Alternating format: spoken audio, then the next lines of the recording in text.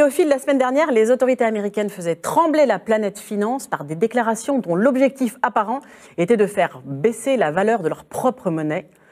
Pourquoi? Dans quel intérêt? À quoi ça sert? Bon, à la base, il faut savoir que c'est le cours du marché. C'est le marché qui fixe le cours des grandes monnaies mondiales. Donc, quand le secrétaire d'État américain au Trésor, Steven Mnuchin, laisse entendre à Davos que le fait de voir sa monnaie dévissée ne le dérange pas, il crée une mini-panique sur les marchés. Les traders vendent leurs dollars, ce qui participe à le faire baisser. Mais ça signifie quoi pour les États-Unis? Que le prix des produits importés augmente, tandis que celui des produits fabriqués localement demeure. Du coup, l'hypothèse de manœuvre délibérée de manipulation du cours du dollar devient crédible. Pourquoi? Parce qu'au fond, ce serait conforme à un des principaux axes stratégiques poursuivis par Washington depuis les années Obama. Il s'agit de la réindustrialisation des États-Unis. Moi, il y a un truc que je ne comprends pas, c'est que Trump, son obsession, c'est de faire exactement le contraire d'Obama. Pourquoi, du coup, Trump s'inscrit finalement dans la continuité de ce que fait Obama? Le fait est que les États-Unis souffrent depuis 1995 d'une forte désindustrialisation. Une image valant 1000 mots, regardons ces graphiques qui montrent l'évolution de l'emploi manufacturier d'un certain nombre de pays. Les États-Unis, la France, l'Angleterre, l'Allemagne est l'exception qui confirme la règle, mais en tout cas, il y a clairement un problème. Pendant ce temps, en Chine, les courbes sont ascendantes.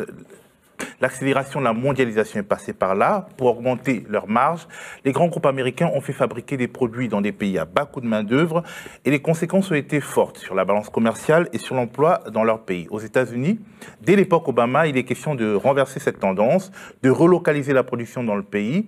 Le discours d'Obama, justement, sur l'état de l'Union en 2012 montre de manière assez nette cette tendance. On en écoute quelques extraits.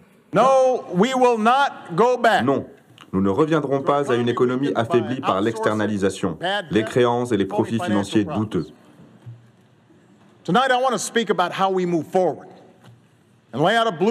allons bâtir une économie durable, une économie fondée sur l'industrie américaine, l'énergie américaine, les compétences des travailleurs américains et le renouvellement des valeurs américaines.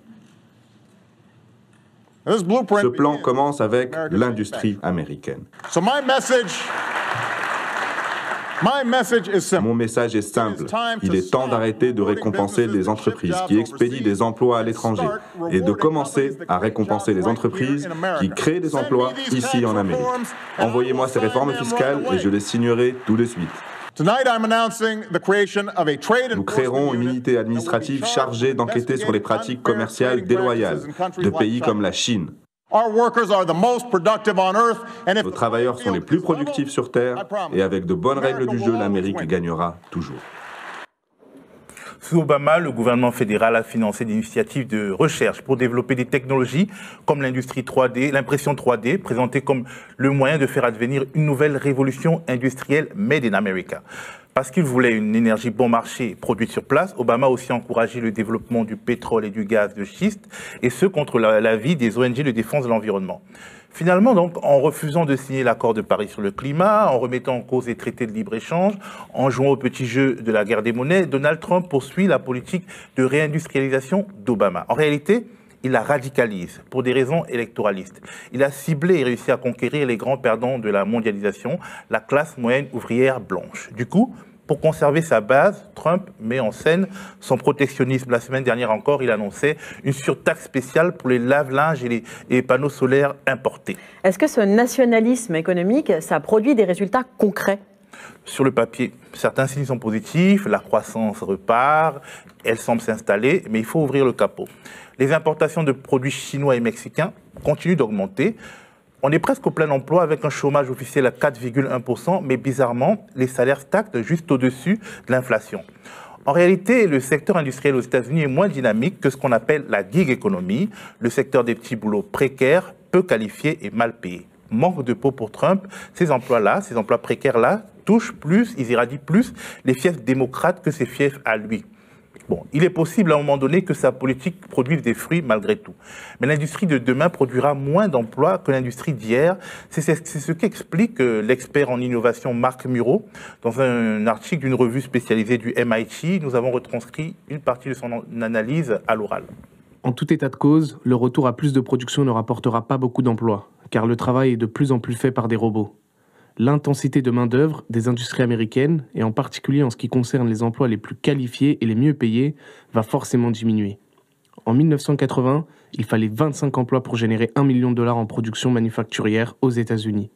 Aujourd'hui, il en faut seulement 5. Les ateliers automatisés et hyper efficaces de l'industrie moderne ne donneront pas à Trump beaucoup de marge pour tenir sa promesse démesurée de ramener des millions d'emplois pour ses partisans.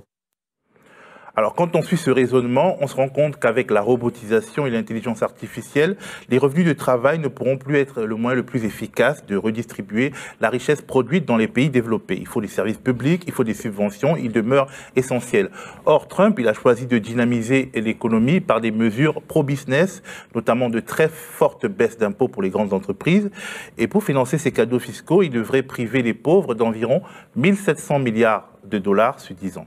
Parmi ces pauvres ou ces Américains appauvris, en voie d'appauvrissement, il y a de nombreux électeurs du locataire de la Maison-Blanche. Jusqu'ici, son show identitaire, il les fait patienter un peu, mais ça ne va pas durer, ça ne peut pas durer. Alors, des cadeaux fiscaux aux riches, la théorie du ruissellement, des passions identitaires, moi j'ai un peu l'impression que Donald Trump, c'est le fils naturel d'Emmanuel Macron et de Marine Le Pen.